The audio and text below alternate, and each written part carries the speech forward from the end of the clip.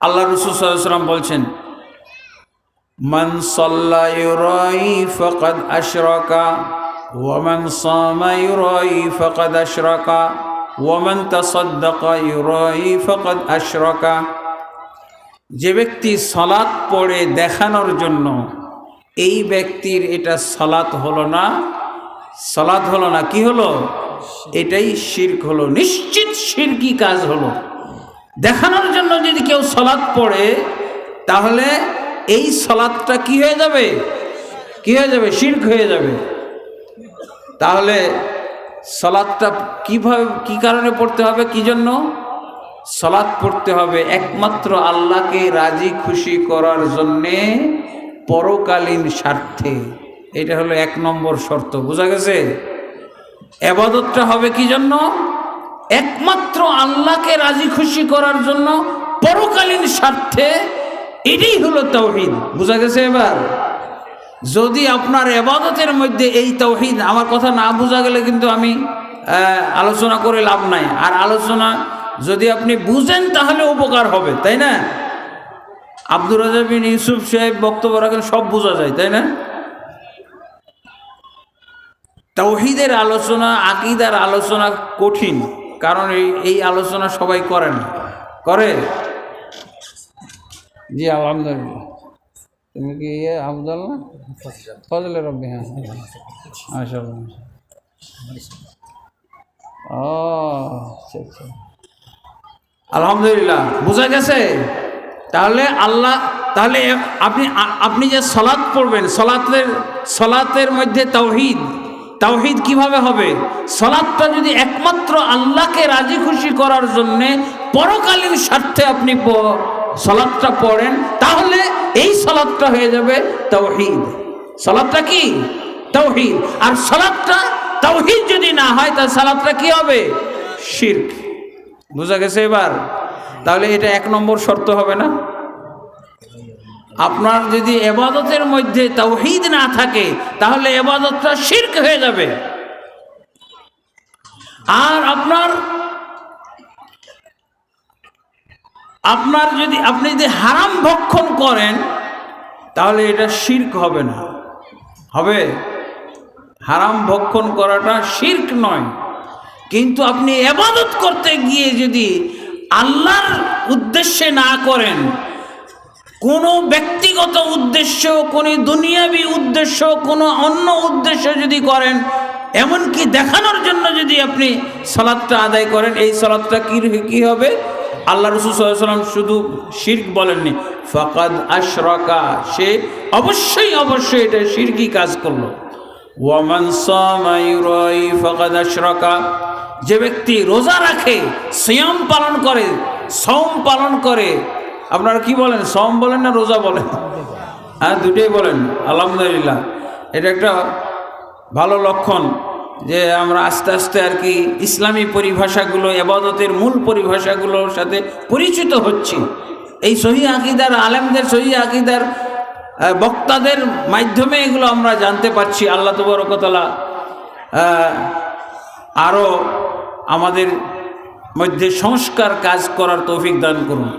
তাহলে বোঝা গেল, তাহলে এবার কি হয়ে গেল? শিরক হয়ে গেল। আপনার ইবাদতটা শিরক হয়ে যাবে যদি আপনি তাওহীদ না বুঝেন। তাহলে তাওহীদ মেনটেন করা, যাবতীয় ইবাদতের ক্ষেত্রে তাওহীদ মেনটেন করাটা, এটা হলো 1 নম্বর শর্ত। যদি আপনি তাওহীদ মেনটেন না করেন, তাহলে আপনার ইবাদতটা বাতিল হয়ে যাবে। এমন না, বাতিল হয়ে গেলে তো ভালো হইতো। আমি দেখানোর জন্য ইবাদত করলাম, আমার ইবাদতটা বাতিল, কিন্তু তা হবে না। কি হবে? এইটা শিরকে রূপান্তরিত হয়ে যাবে। আর আপনারা শিরকের গুনাহ সম্পর্কে কি ধারণা রাখেন? শিরক কি পর্যায়ের গুনাহ? ছোট গুনাহ না বড় গুনাহ? হ্যাঁ, আমরা বাংলা ভাষায় বলি কি, শিরক হলো মহাপাপ, বলি না? শিরক মহাপাপ। তার মানে আপনার ইবাদত, প্রথম শর্তটা যদি আপনি না বুঝেন, আপনার ইবাদতটাই মহাপাপে রূপান্তরিত হয়ে গেল। বুঝলেন? আকীদার সাথে ইবাদতের কি সম্পর্ক? ইবাদতের সাথে আকীদা, তাওহীদের কি সম্পর্ক? এজন্য আল্লাহ তাবারক ওয়া তাআলা সমস্ত নবী রাসূলদেরকে তাওহীদের জন্য প্রেরণ করেছিলেন। আপনি দেখেন ইতিহাসটা, কোরআনের ইতিহাসে, ওয়া মা আরসালনা মিন ক্বাবলিকা মির রাসূলিন ইল্লা নূহি ইলাইহি আন্নাহু লা ইলাহা ইল্লা আনা ফা'বুদুন, লা ইলাহা ইল্লাল্লাহ। এগুলো সব হলো তাওহীদের। লা ইলাহা ইল্লাল্লাহ কি? তাওহীদি বাক্য, ঈমানি বাক্য। এই লা ইলাহা ইল্লাল্লাহ প্রায় 35টা নাম আছে। কি বাক্য? একটা তাওহীদি বাক্য, একটা ঈমানি বাক্য, এটা ইসলামের বাক্য, ইসলামের কালেমা, ঈমানের কালেমা, ইত্যাদি ইত্যাদি অনেক নাম আছে, প্রায় 35টা। আমার এই বইয়ের মধ্যেও প্রায় 19টা মতো দেওয়া আছে, আলহামদুলিল্লাহ। তাহলে কি বুঝলেন? যদি আপনার ইবাদতটা শিরকে রূপান্তরিত হয়ে যায়, কি কারণে? যদি ইবাদতটা যদি তাওহীদ ভিত্তিক না হয়, একমাত্র আল্লাহকে রাজি খুশি করার জন্য পরকালীন স্বার্থে যদি ইবাদতটা আপনি না করেন, আপনার এই সালাত বাতিলও হবে না, কবিরা গুনাহ হবে না। কি হবে? শিরকি গুনাহ হবে, শিরকি গুনাহ হবে। মারাত্মক কথা না? রাসূলুল্লাহ সাল্লাল্লাহু আলাইহি সাল্লাম এটা তো থিওরিক্যালি বলে গেছেন। আল্লাহ রাসূল সাল্লাল্লাহু আলাইহি সাল্লাম থিওরিক্যালি বলে গেছেন, প্র্যাকটিক্যালি কিছু হাদিসও আছে পাওয়া যায় শিরকি কিভাবে ইবাদত শিরক হয়ে যায়। তাহলে আমরা এখন একটা বিষয় জানতে পারলাম যে ইবাদত যদি আমি শর্ত না জানি, তাহলে ইবাদতও গুনাহ হয়ে যায়। আর শুধু গুনাহ না, মহা গুনাহ, মহাপাপ, শিরকে রূপান্তরিত হয়ে যায় এই ইবাদত। তাহলে আপনার আকীদা বিষয়টা জানতে হবে না? আকীদা বিষয়ের প্রথম পয়েন্ট হলো তাওহীদ জানতে হবে। আর তাওহীদ হলো আল্লাহ তাবারক ওয়া তাআলার এই মানব জাতি এবং জিন জাতিকে সৃষ্টির মূল রহস্য এবং আসল কারণ, সমস্ত ইবাদত বন্দিগির প্রথম শর্ত। আপনার কোনো ইবাদত ছোট হোক, বড় হোক, নফল হোক, ফরজ হোক, কোনো ইবাদতই কবুল হবে না তাওহীদ ছাড়া।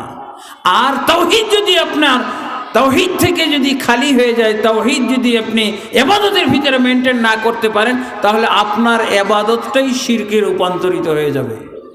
রাসূলের এই হাদিস মুখস্থ করেন ভালো করে, মুসনাদ আহমদের মধ্যে এই হাদিসটি এসেছে। এটা সরাসরি ইবাদত শিরকে রূপান্তরিত হয়ে যায়, এটা হলো সরাসরি একটা দলিল। এর চেয়ে স্পষ্ট দলিল আর নাই। মান সাল্লা ইউরাই ফাকাদ আশরাকা, যে ব্যক্তি সালাত পড়ে দেখানোর জন্য, এটা সালাত নয়, নিশ্চিত এটা শিরকি কাজ হয়ে গেল।